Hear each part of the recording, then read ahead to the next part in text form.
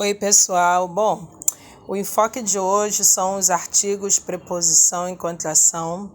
A gente vai estar vendo isso bem distribuído, porque quando a gente vai trabalhar com a gramática, é bacana a gente dar alguns exemplos, mas também trabalhar com fotos, com ilustrações, porque isso chama a atenção, né, do estudante, seja ele numa aula presencial ou numa aula online. E aí a gente tem os exemplos dos artigos definidos, indefinidos, na forma do singular, do plural. É também bacana falar, né, sobre vocabulário. Por exemplo, a gente tem aí o sacolé, que tem vários outros nomes de regiões distintas do Brasil, e o professor também pode falar sobre isso. A gente está vendo também agora sobre a preposição e a contração. Eu preferi colocar assim no português e no espanhol, né? Mas vai do professor, tá? O professor ele pode retirar isso, né? Se ele não quiser traduzir, deixar somente a parte em português. Como eu trabalho com hispano-falante e sempre deu muito certo, então eu sempre coloco isso para que ele possa fazer o processo da interlíngua e comparar com a língua materna dele, né? Além de dar os exemplos, como vocês viram aí. E também, né, ensinar as regras. A gente tem aí as regras com os verbos que vêm obrigatoriamente com as suas preposições e que irão sofrerem as contrações.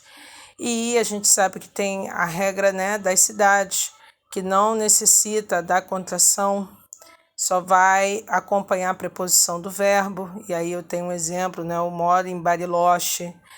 E também aí nessa apresentação a gente vai ver outras exceções. Aí por enquanto eu coloquei os exemplos com as cidades e com os verbos e as preposições que os acompanham, mas a gente também vai ver essas exceções que requer a contração. E aí o professor vai estar explicando isso. Eu acho uma maneira bastante dinâmica do professor ensinar e comigo tem dado bastante certo, né? Porque eu também sou estudante e eu já tive aula online, presencial, com outros idiomas e às vezes ficava muito maçante a aula, só o professor falando. Então eu acho bacana o professor sempre ter um PowerPoint, um Canva, algum programa assim para poder expor aí para o aluno. Bom, e tem também a regra dos países que a gente sabe que sofrem as contrações porque obrigatoriamente vem com os artigos acompanhando. Então a gente tem aí o exemplo do Brasil. Eu sou do Brasil, no verbo ser vai pedir a preposição de, e aí o professor vai estar passando aí essas informações que a gente já sabe, né, que os países terminados com a letra A são femininos e terminados com consoantes com vogais são de origem masculina, exceto as que são com A com a tonicidade, a gente já sabe que serão exceções que levam um artigo masculino, ok? Isso aí o professor vai estar falando, vai estar enfocando aí, dando os exemplos na aula dele. E, bom, percebam que sempre, né, a gente coloca aí o exemplo, né, dos países com os artigos e com os verbos e as suas preposições, para que o aluno veja também que há as exceções de Portugal, Israel, Cuba, que não levam artigos e que entram também naquela regra das cidades, né?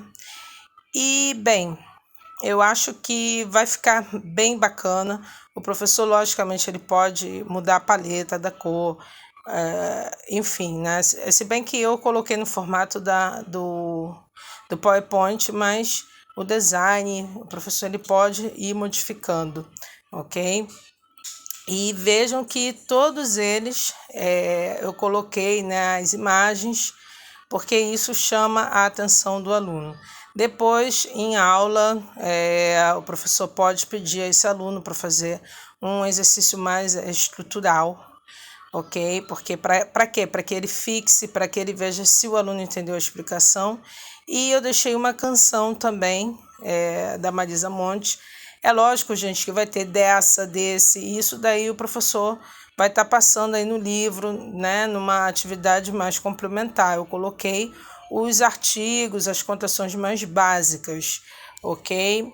E também eu queria mostrar para vocês um jogo, né? Porque na canção da Marisa Monte fala sobre algumas partes da casa, vocabulário. Então, aí no Ordual eu deixei, tá? Um jogo bem bacana. Eu vou estar compartilhando também aqui, em que o professor ele pode estar fixando isso, né? Na aula de vocabulário como algo complementar. E é isso, gente. Eu espero que vocês tenham gostado do material de hoje. Por favor, deixem nos comentários os próximos temas que vocês gostariam de ver. Esse tema é bastante usado no nível inicial, né, de português, e também pode ser usado como revisão, tá? Para os outros níveis. A gente sabe que os alunos hispanofalantes eles têm muita dificuldade, né? Porque quase não tem cotação na língua deles, na materna, e é isso.